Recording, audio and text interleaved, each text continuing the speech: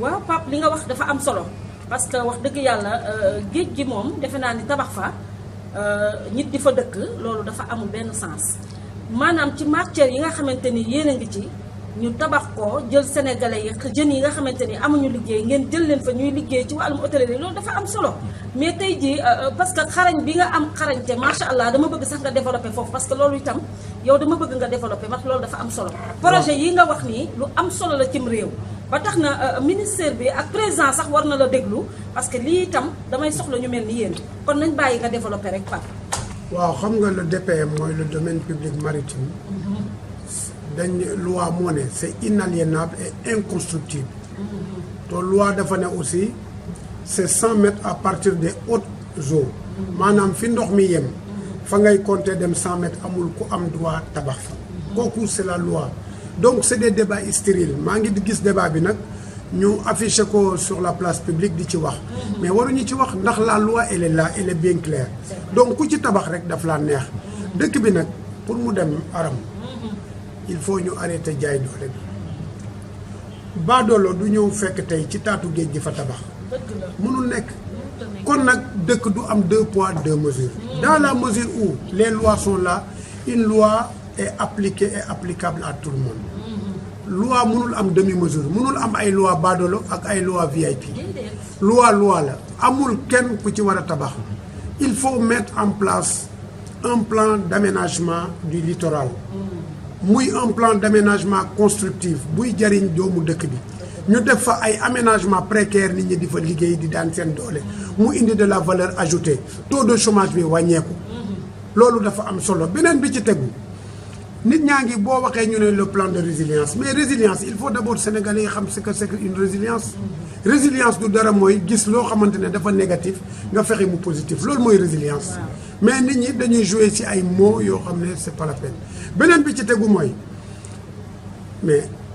le fonds de résilience ici état wax na ko l'état a mis en place 200 milliards mais 200 ba pare mettre en place 15 milliards pour dimbali kan le patronat hôtelier pour ñu fay apparemment employé mais pourquoi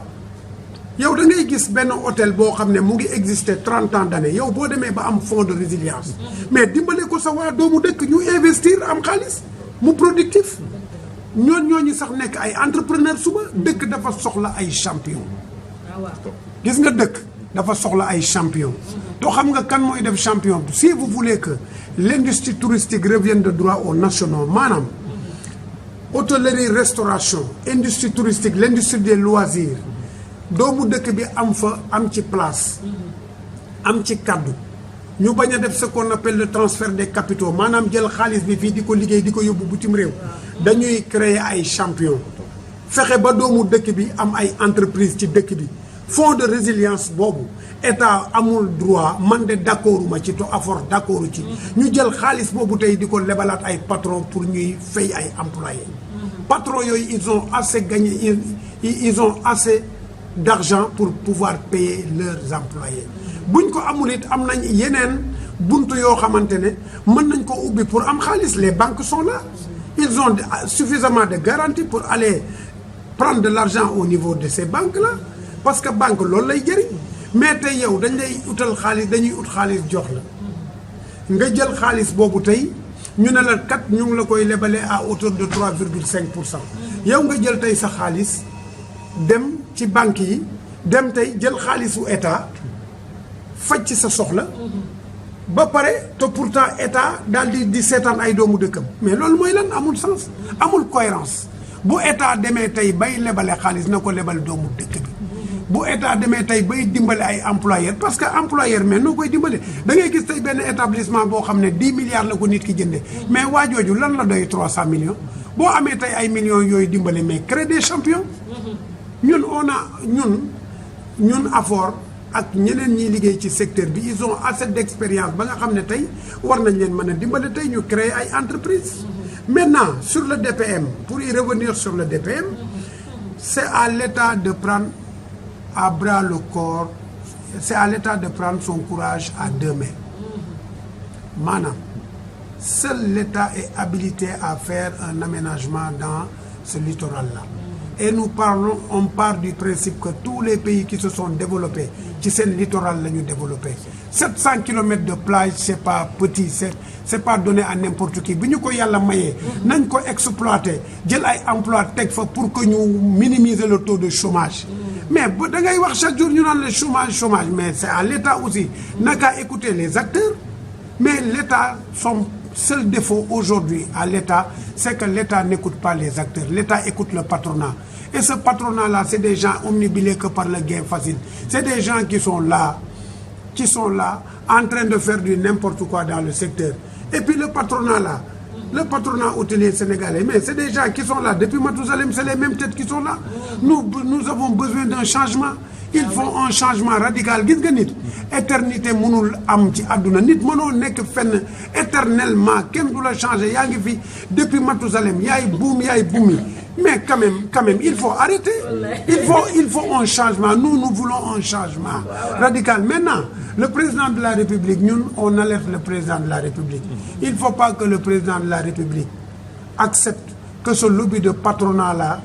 di ko manipuler parce que ëllëg c'est la seule personne qui rendra compte demain na jël son courage à deux mains mu changer ces gens-là wala mu créer ay champions yoo xam ne mën na leen a permettre sax ñooñu nekk à leur côté di liggéey mais toujours c'est les mêmes têtes mais jusqu'à quand ba pare bu ñu tegee tey xaalis di ko lebale ñoom ñooy njëkk a am ñooy njëkk a jël ñooy njëkk a yuuxu te ñoom en contrepartie mais qu'est-ce qu'ils font pour aider l'État yow kañ boo nekkee patron problème am yow mënoo indi solution yaa ngi jooy di làqatu ci gannaaw état di la jox chaque jour yow lan ngay indil état en quelque part